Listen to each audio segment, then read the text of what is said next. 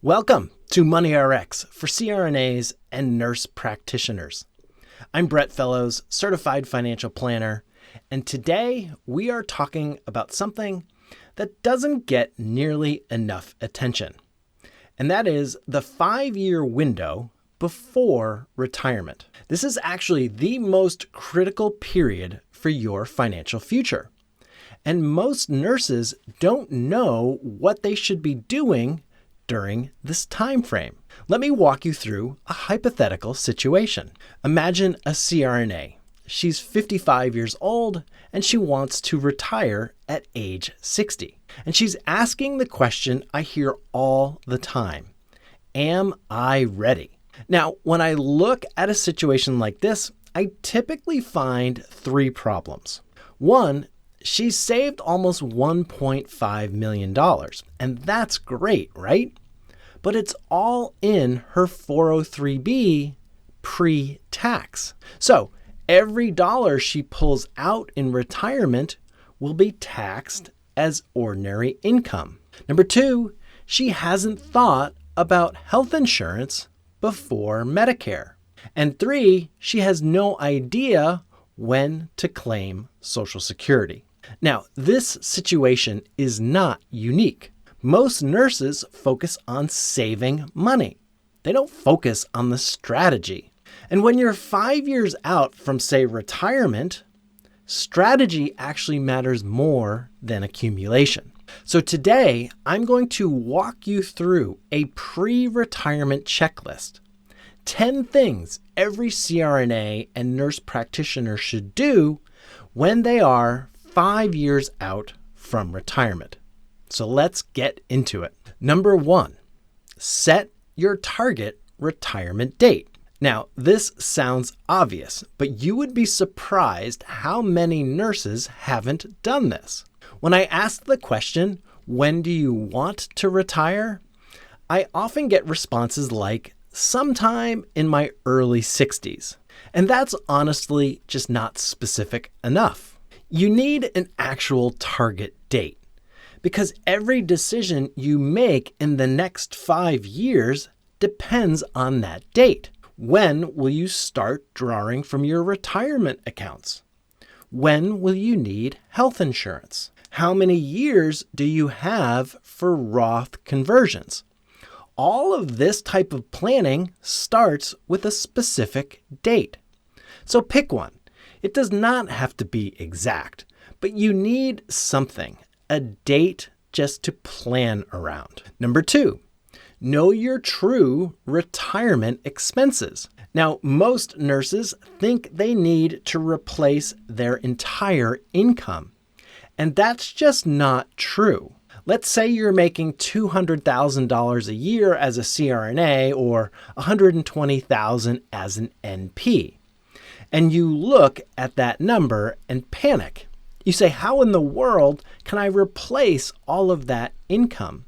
But you don't need to replace your income.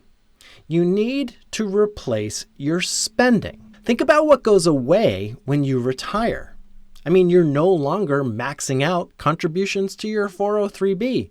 That's like $30,000 right there. No more payroll taxes on the income you were saving. Maybe your kids are out of the house. Maybe your mortgage is paid off. So to get started, you need to track your actual expenses for at least a year. And I always recommend use a budgeting app.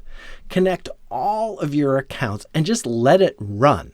After 12 months, trust me, you will know exactly how much you spend. And this number will be the foundation for your entire retirement plan. Number 3, take inventory of your retirement accounts. Where is your money?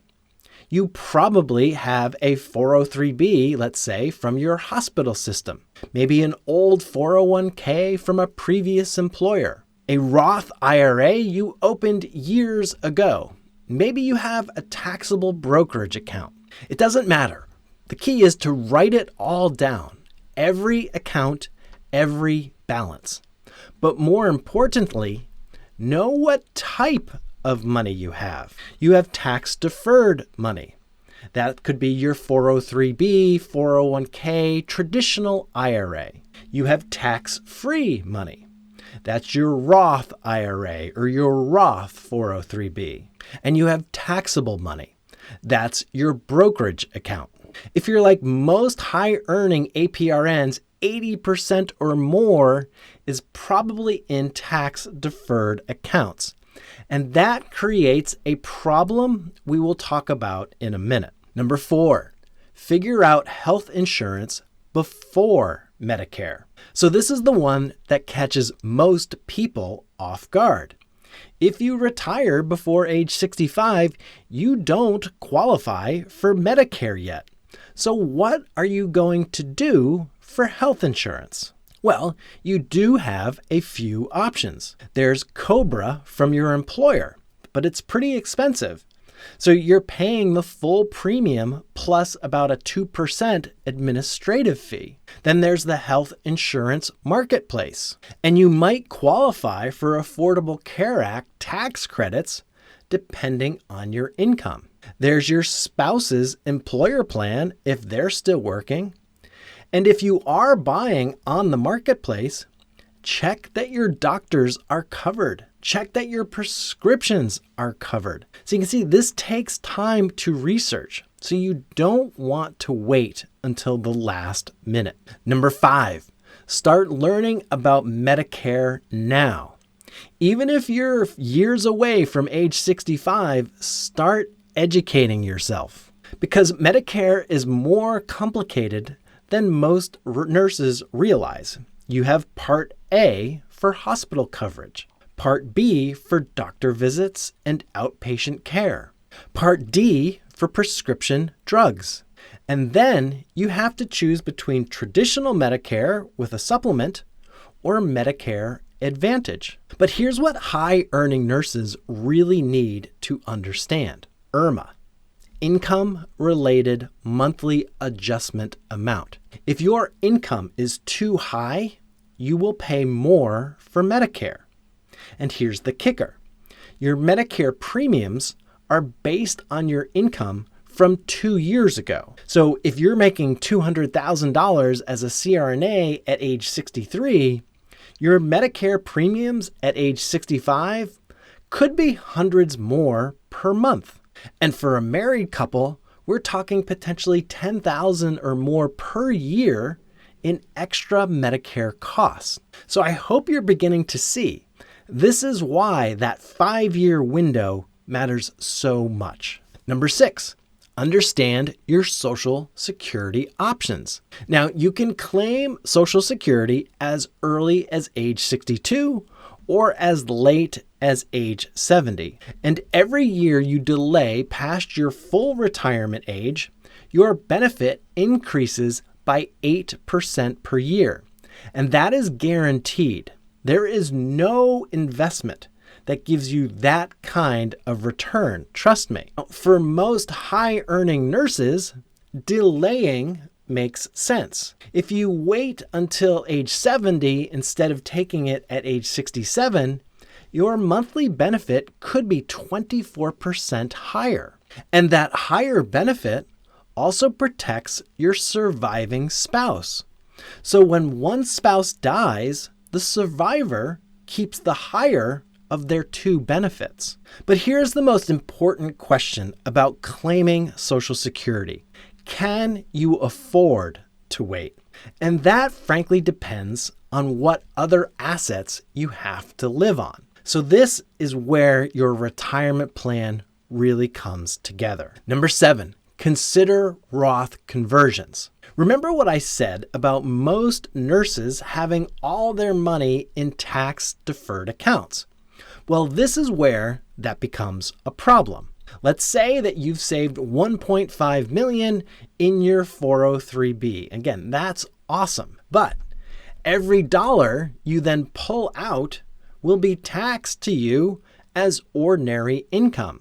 And when you turn age 73 or 75, depending on your date of birth, you will be forced to take what's known as required minimum distributions, RMDs. And those RMDs could push you into a higher tax bracket. They could also then trigger IRMAA surcharges on your Medicare, and they could make more of your Social Security income taxable. Well, a Roth conversion is where you move money from a traditional pre-tax account to a Roth. You pay taxes on it now, but it then grows tax-free forever. And the 5 years before retirement are often your best opportunity for Roth conversions, especially if you retire before Social Security kicks in. And those are what we call your gap years, when your income is lower and they are just golden for tax planning. Number 8, create a withdrawal strategy. So you have been saving your entire career. Well, now you need to figure out how to turn those savings into income. Well, which accounts do you draw from first? Traditional advice says spend your taxable accounts first, then your tax deferred, and then your Roth. But for high earning APRNs, that advice is often wrong. A smarter approach looks at your tax bracket each year, and you then pull strategically from different accounts to stay in lower brackets. You do Roth conversions in the years when it makes sense. You manage your income to avoid IRMAA thresholds. Now, trust me, this isn't something you figure out on your own. Retirement planning software can help. So can working with a financial advisor or a CPA who understands this. Number 9, simplify your accounts. Retirement alone is complicated enough. You don't also need accounts scattered across 5 different institutions.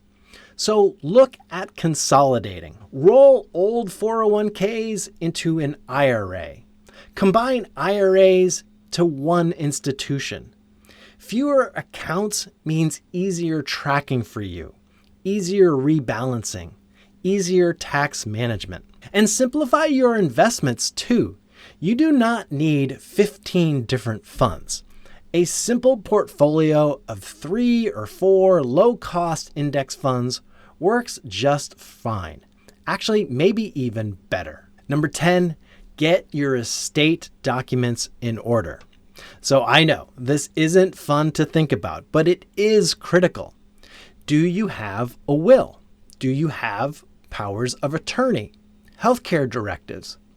Have you updated the beneficiaries on all of your accounts? Here's something most people don't realize.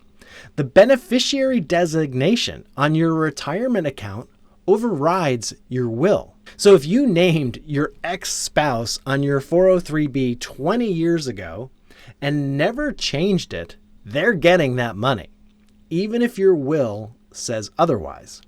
So review your beneficiaries, primary and contingent. Work with an estate planning attorney or a financial advisor to make sure everything is current. All right, let me wrap this up. Remember that hypothetical CRNA I mentioned at the beginning? She's 55 years old, wants to retire at 60, has $1.5 million saved, but all in a 403b. If she works through this checklist, here's what changes for her. She builds a Roth conversion strategy to reduce her future tax burden. She figures out health insurance for the years before Medicare. She creates a withdrawal strategy that keeps her in lower tax brackets. And she retires at age 60, right on schedule. And she does it with confidence. Not because she has more money than other nurses, but because she has a plan. So that 5-year window before retirement is precious. Do not waste it. Use this checklist. Start taking action. And if you want help putting together a plan for your specific situation, reach out. You can schedule a complimentary discovery meeting through the link in the show notes. Thank you for listening to this episode of Money RX for CRNAs and nurse practitioners. I'm Brett Fellows, and until next time, take care of yourself and take care of your money.